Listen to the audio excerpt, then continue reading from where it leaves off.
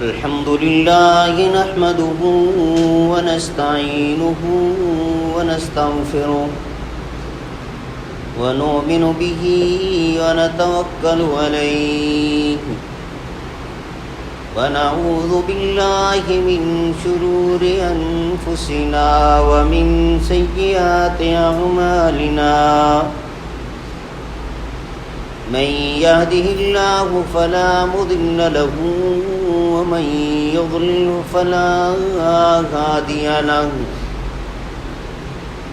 وأشهد أن لا إله إلا الله وحده لا شريك له وأشهد أن محمدا عبده ورسوله أرسله بالحق بشيرا ونذيرا وداعيا إلى الله بإذنه وسراجا منيرا أما بعد فإن خير الحديث كتاب الله وخير الهدي هدي محمد صلى الله عليه وسلم وشر الأمور محدثاتها وكل محدثة بدعة وكل بدعة ضلالة وكل ضلالة في النار من يطع الله ورسوله فقد رشد واهتدى ومن يعص الله ورسوله فقد ضل ضلالا. اللهم صل على محمد وعلى آل محمد كما صليت على إبراهيم وعلى آل إبراهيم إنك حميد مجيد.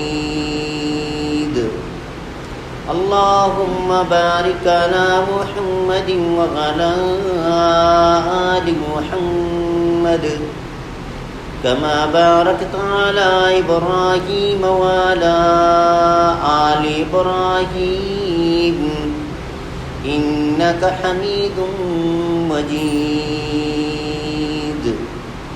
أعوذ بالله السميع العليم من الشيطان الرجيم. بسم الله الرحمن الرحيم.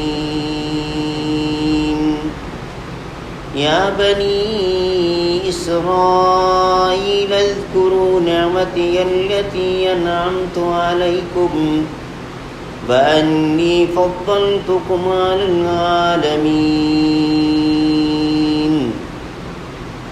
واتقوا يوما لا تجزي نفس عن نفس شيئا ولا يقبل منها عدل ولا تنفعها شفاعة ولا هم ينصرون.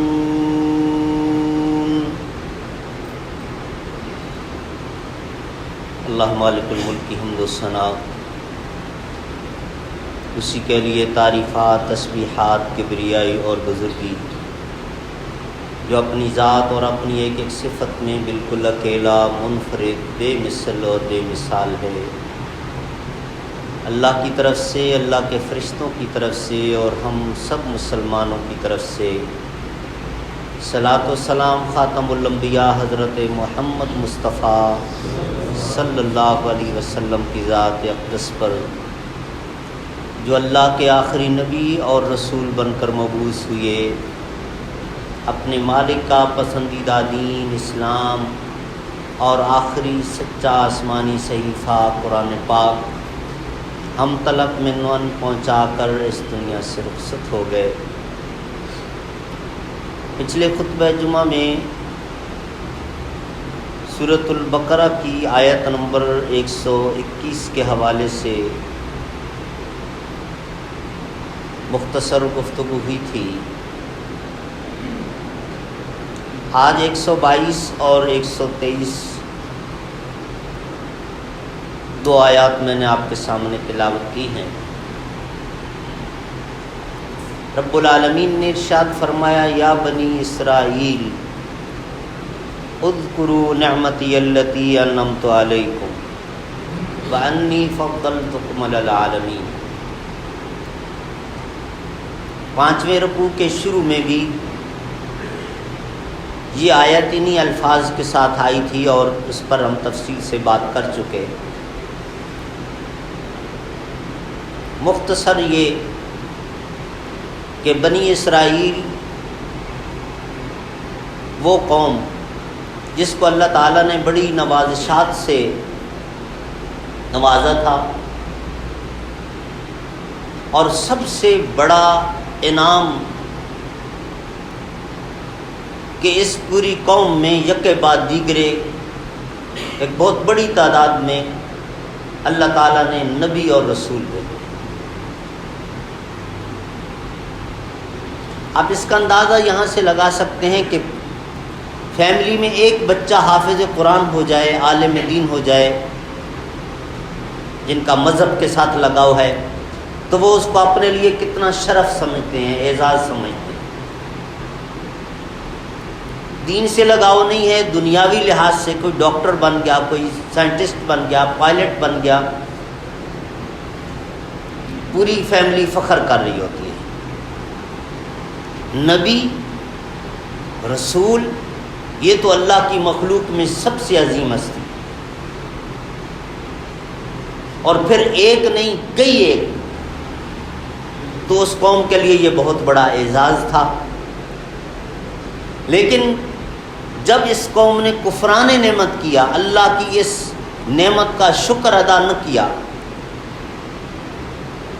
کفران نعمت کیا ہوتا ہے یا ناشکری کیا ہوتی ہے اور اس کے برعکس شکر کیا ہوتا ہے، ہم نے اس وقت بھی تفصیل سے بیان کیا تھا، لیکن ایک جملے میں یہ سمجھ لیجئے کہ اللہ کی جس نعمت کا آپ شکریہ ادا کرنا چاہتے ہیں اس نعمت کو اس طرح استعمال کریں جس طرح اللہ چاہتا ہے، یہ شکر گزار۔ اللہ تیرا شکر کہ تو نے مجھے رزق وافر دیا، پیسہ دیا، لیکن اگر اس پیسے کو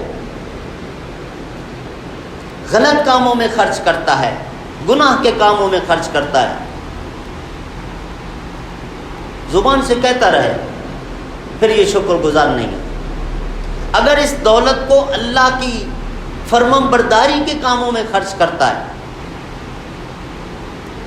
اپنی ذات پہ بھی جتنا چاہے، لمٹ یہ آ جاتی ہے کہ جب نافرمانی ہونے لگے، اللہ کے قانون کی خلاف ورزی ہونے لگے، وہاں رکنا ہے۔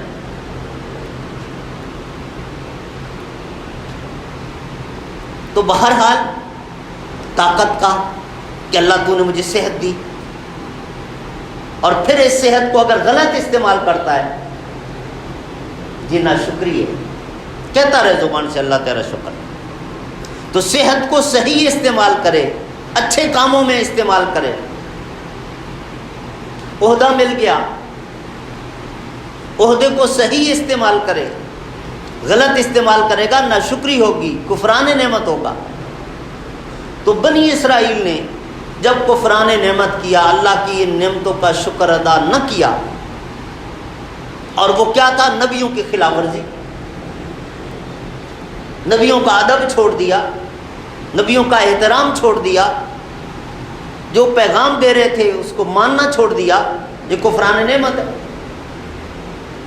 ویسے کہتے رہے کہ میرا چچا نبی، میرا کزن نبی، میرا فلاں نبی،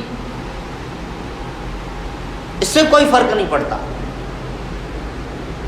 جب تک کہ اس نبی کی اطاعت نہ کرتے۔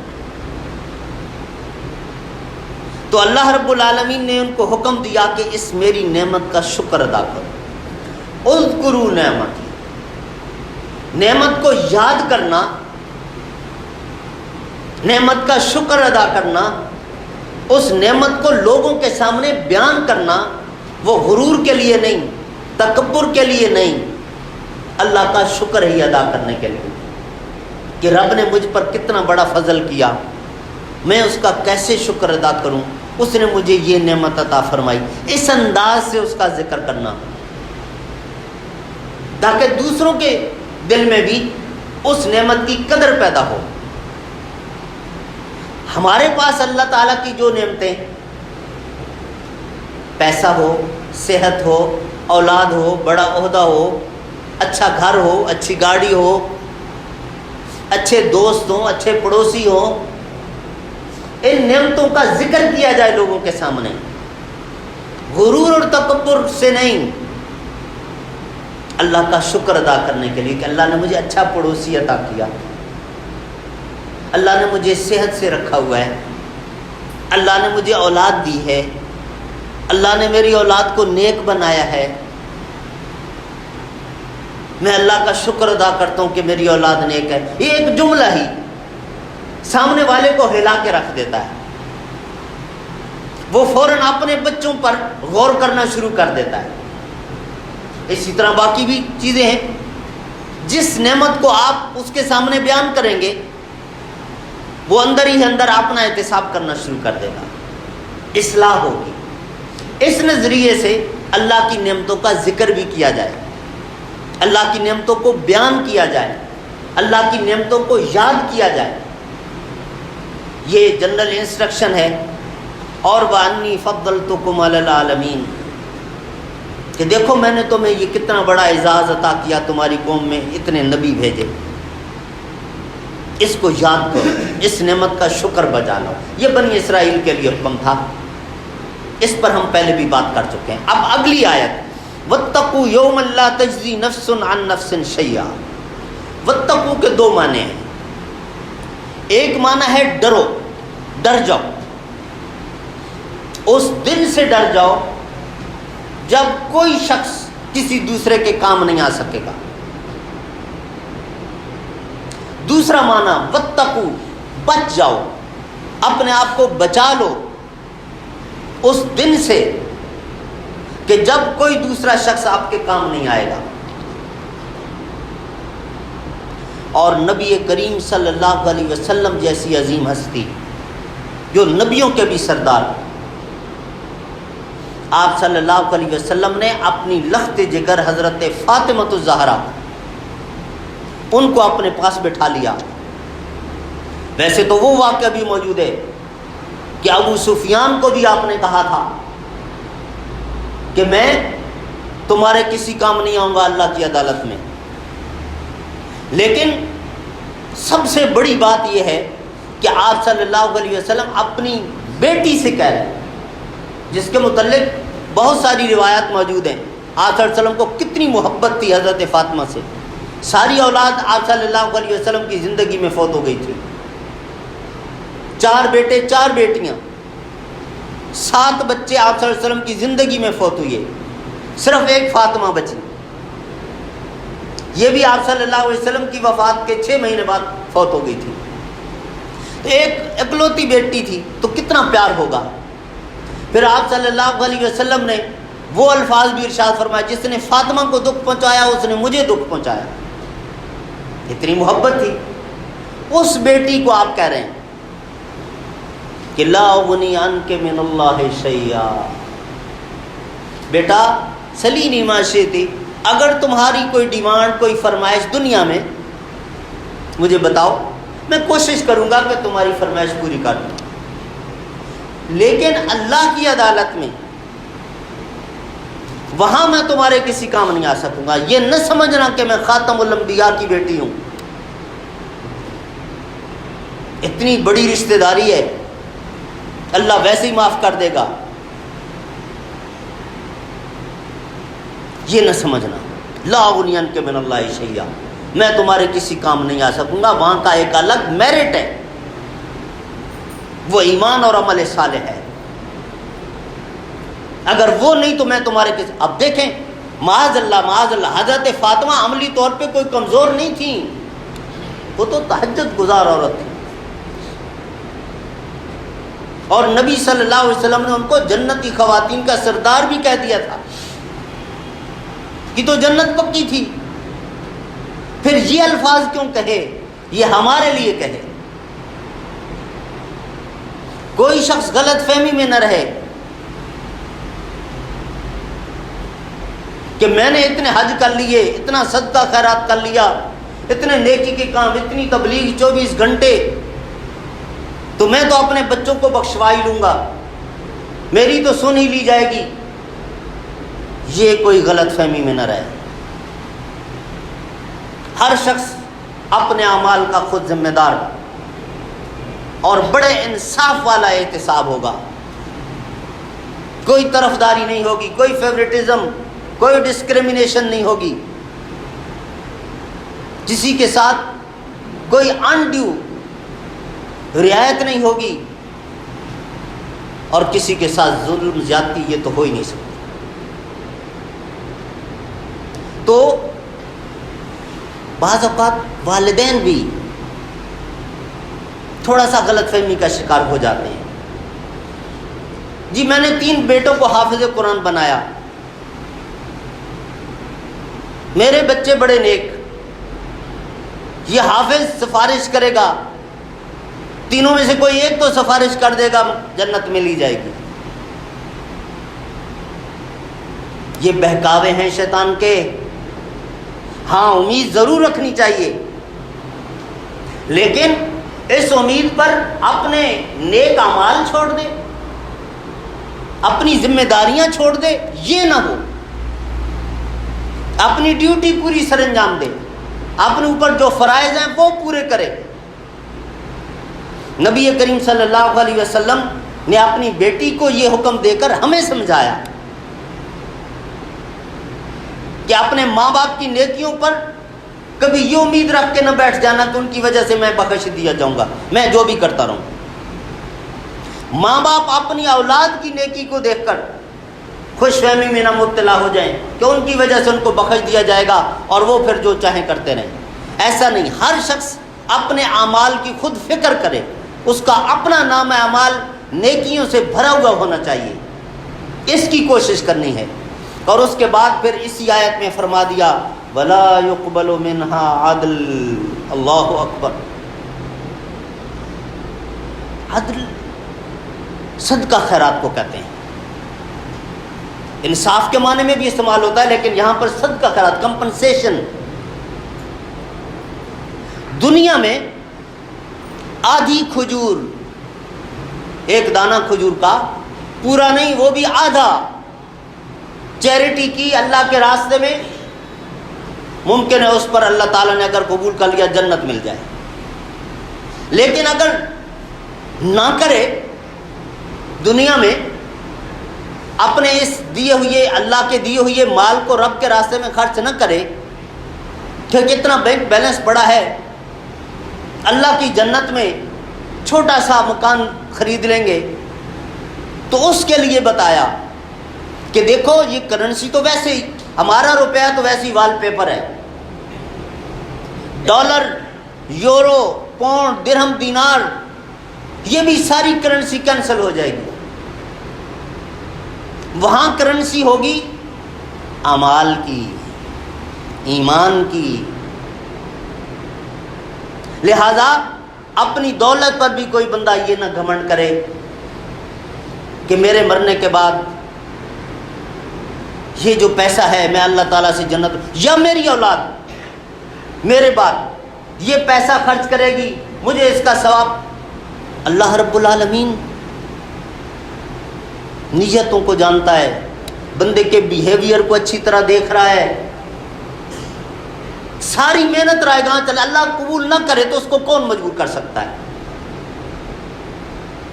اس کے پیچھے اللہ تعالیٰ انٹینشن دیکھتا ہے نا، انما الاعمال بالنیات جس کو ہم کہتے ہیں، کہ نیت اس نے اپنی زندگی میں بھی خرچ کیا، بچوں کی تربیت بھی کی، اور بچوں نے پھر باپ کے مرنے کے بعد اس کے راستے میں خرچ کیا صدقہ جاریہ کے کاموں میں۔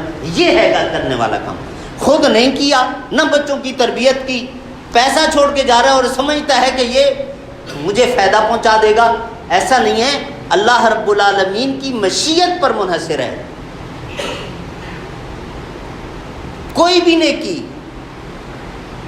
جب تک وہ قبول نہ کرے، اسی لیے ہمارے علماء کرام محدثین کرام سب یہ نصیحت کیا کرتے تھے کہ پہلے نیکی کرنے کی توفیق مانگو اللہ سے، اس کے بعد پوری محنت سے وہ نیکی بجا لاؤ، پھر تیسرے نمبر پہ اللہ سے دعا کرو کہ اللہ یہ میں نے ایفرٹ کی ہے اپنی بارگاہ میں قبول فرما لے۔ پھر آپ کی منت سماجت اللہ تعالیٰ کے حضور تضرع، عاجزی، انکساری اس پر ہونی چاہیے کہ اللہ مجھ سے یہ ہو سکا، یہ میں کر سکا ہوں، اپنی بارگاہ میں اس کو قبول کر لیں۔ یہ تین کام ضروری ہیں، تب جا کے اس کا بینیفٹ ملتا ہے۔ تو بہرحال اس کا ذکر کیا، وَلَا تَنْفَعُهَا شَفَاعَةٌ، سفارش جس کی ابھی ہم بات کر رہے تھے۔ حافظ قرآن کو بلا شبہ بڑی یہ فضیلت دی ہوئی ہے، لیکن مطلقاً ایسا نہیں ہے کہ حافظ قرآن کو، جیسے یہاں دنیا میں کوٹا ہوتا ہے، فلاں کا کوٹا، فلاں کا کوٹا، حافظ کا کوٹا، حافظ کو 2 ٹکٹ دے دیے گئے جنت کے، جس کو چاہو پکڑ کے لے جاؤ جنت میں، ایسا نہیں ہے۔ سب سے پہلے تو حافظ صاحب کا اپنا احتساب ہے، اگر وہ خود پھنسے ہوئے پھر کیا ہوگا۔ نمبر 2، جو سفارش کا متمنی ہے کہ میری سفارش کرے میرا بیٹا حافظ، وہ خود کم از کم اس میرٹ پر تو آئے کہ اس کے لیے سفارش اللہ جائز قرار دے دے، سفارش کی اللہ اجازت دے دے، کلمہ ہی نہ پڑھا، نماز ہی چھوڑے رکھی، مطلقاً بے نماز، تو اس میرٹ پر جب نہیں ہوگا تو حافظ قرآن ایسے سفارش نہیں کر سکے گا۔ ان چیزوں کو ہمیں سمجھنا ہے. ولا هم ينصرون. یہ دو تین چیزیں تو ہم نے بتا دیں کہ اس کے علاوہ تمہارے ذہن میں کوئی راستہ کہ اس طرح مجھے مدد مل جائے گی تو ابھی سے سن لو کہ اللہ تعالیٰ کے ہاں کوئی مدد، وہاں مدد ہوگی تو صرف اللہ کی ہوگی اور اللہ کی مدد میرٹ پر ہوگی. اللہ رب العالمین ہم سب کو عمل کرنے کی توفیق عطا فرمائے. اپنی عملی زندگی ہمیں سنوارنی ہے، تب جا کے ہم کامیاب ہوں گے. سبحان ربک رب العزت عما یصفون وسلام علی المرسلین والحمد للہ رب العالمین.